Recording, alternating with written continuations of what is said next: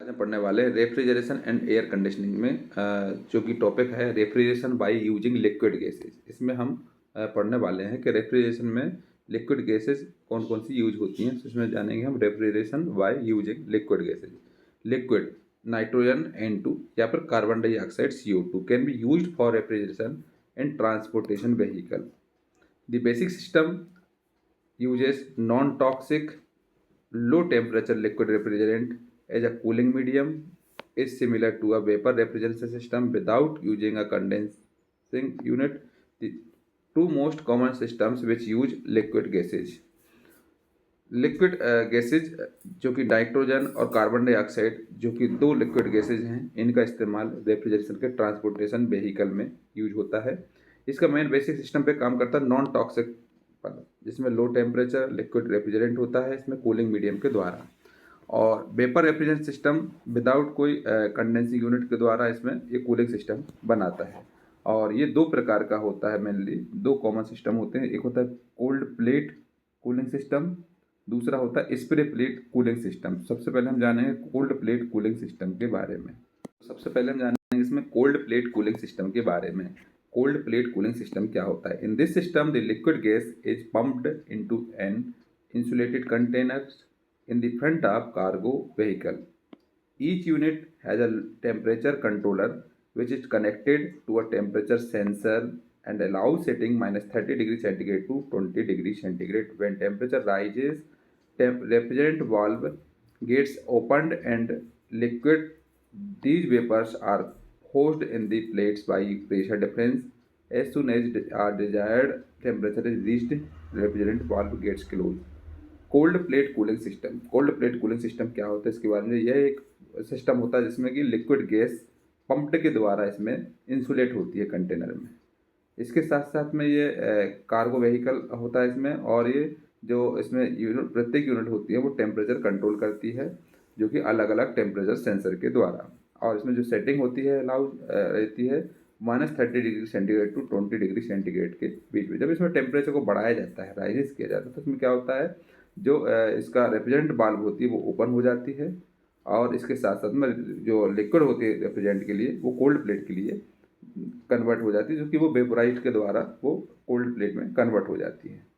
और ये जो टेम्परेचर होता है, टेम्परेचर के द्वारा ये जो रेफ्रिजरेंट वाल्व होती है वो फिर बाद में क्लोज हो जाती है। ये कोल्ड प्लेट कूलिंग सिस्टम कहलाता है। इसका डायग्राम है, इसका डायग्राम ये वाला, ये जो डायग्राम है ये cold plate cooling system. Cold plate cooling system में क्या होता है, ये जो है ये वाटर पंप है जिसके द्वारा वाटर को सर्कुलेट करता है, और यहाँ पर एयर फ्लो होता है, ये कहलाता है इसको बोलते हैं हम water to air heat exchanger है। ये क्या करता है, वाटर से एयर में कन्वर्ट करने के लिए हीट एक्सचेंजर है, जिसमें एयर फ्लो के द्वारा ये क्या करता है वाटर से एयर में।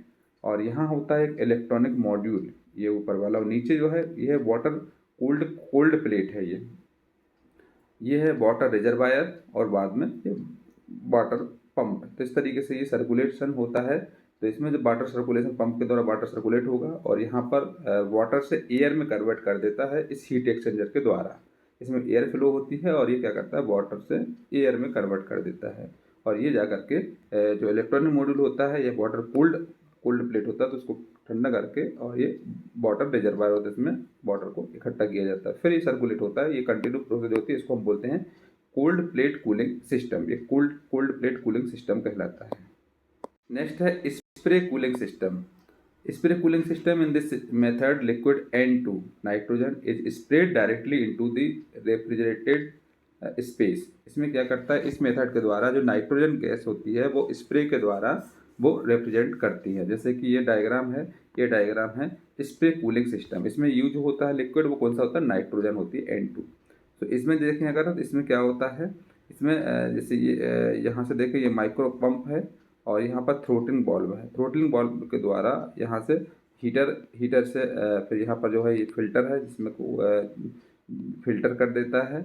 और इसमें ये जो है यहाँ पर लगाया गया है ये हीट सोर्स होता है। इस हीट सोर्स में एक स्प्रे चैम्बर होता है, और यहाँ पर स्प्रे नोजल लगे रहते हैं जिसके द्वारा वो स्प्रे करता है, और इस कंडेंसर में जा करके उसको ठंडा कर देता है, फिर ये सर्कुलेट कर करके जो कि तो प्रोसेस करता है। इसमें भी ये वैसी प्रोसेस होती है कि जो कंडेंसर होता है इससे जो होता है वाटर को ठंडा कर देता है और ठंडा करके ये पंप के द्वारा हीटर में जाता है। हीटर क्या करता है, लिक्विड से एयर में कन्वर्ट करता है। एयर में कन्वर्ट होने के बाद मतलब वेपर में कन्वर्ट कर देता है। वेपर को क्या करता है, फिल्टर करके फिर यहाँ पर हीट सोर्स में आता है और हीट सोर्स में क्या करता है, ये स्प्रे के द्वारा इसको किया जाता है, स्प्रे नोजल के द्वारा।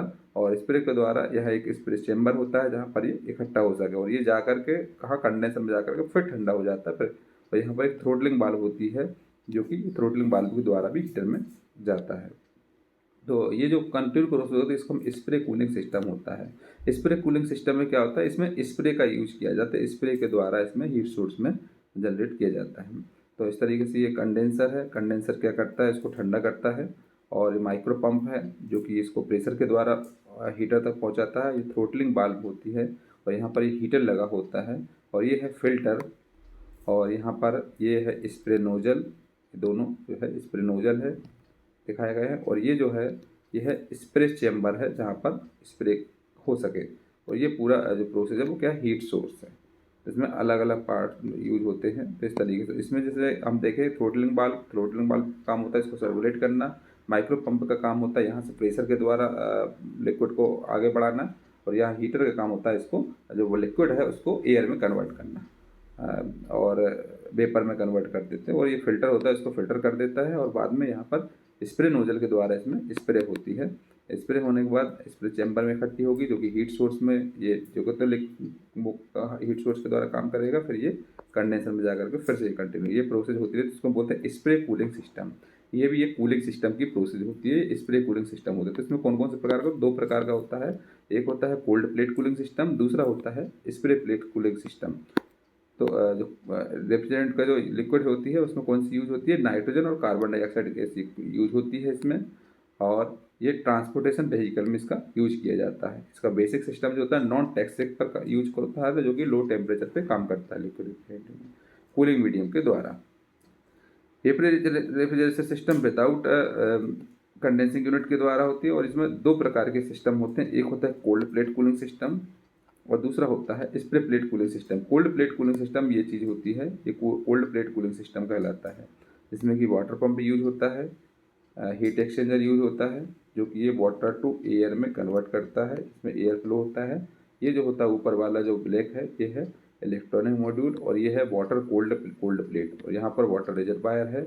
इस तरीके से ये कंटिन्यू प्रोसेस के द्वारा कोल्ड प्लेट कूलिंग सिस्टम काम करता है। स्प्रे कूलिंग सिस्टम में इसमें जो लिक्विड का यूज़ होता है वो नाइट्रोजन का यूज़ होता है और इसमें स्प्रे के द्वारा होता है। इसमें क्या क्या चीज़ें होती है, valve, throttle valve, micro pump, heater, filter, spray nozzle, spray chamber, heat source and condenser.